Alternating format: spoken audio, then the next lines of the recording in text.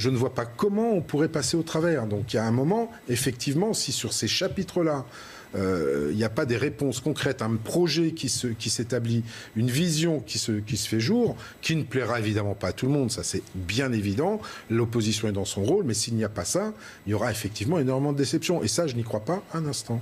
Ces décisions, elles seront fatalement amenées sur la table. Moi, je veux bien entendre ça, et c'est très intéressant ce que vous êtes en train de nous dire. Seulement, par exemple, sur la fracture territoriale, je vous rappelle quand même qu'il y a un objectif, suppression de 120 000 postes de fonctionnaires. On ne sait pas exactement comment, mais manifestement, ce sont les collectivités locales, territoriales, qui sont aussi clairement visées. Et puis, de toute façon, ça va être difficile d'en supprimer davantage, parce que là, avec les regroupements, je vous rappelle qu'il y a certaines femmes qui doivent faire 2 heures de route pour aller accoucher, ce qui est purement scandaleux. Donc, à mon sens, de toute façon, ça ne peut pas être pire. Donc, maintenant, la question, c'est est-ce qu'on sera face à du saupoudrage ou à de vraies réformes? Parce qu'une réforme constitutionnelle, ça aurait du sens.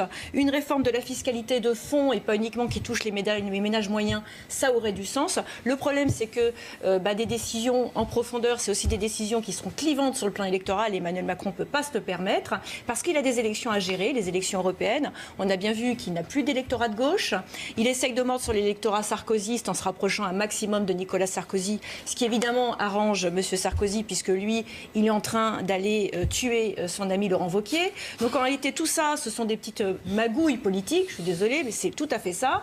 Et au final, ceux qui y perdent le plus, ce sont les électeurs français. Et ce sont donc les Français en règle générale qui, eux, continuent à payer des impôts et continuent à avoir de moins en moins de services locaux, de moins en moins à quoi servent leurs impôts, puisqu'en réalité, on gère mal l'argent public en France.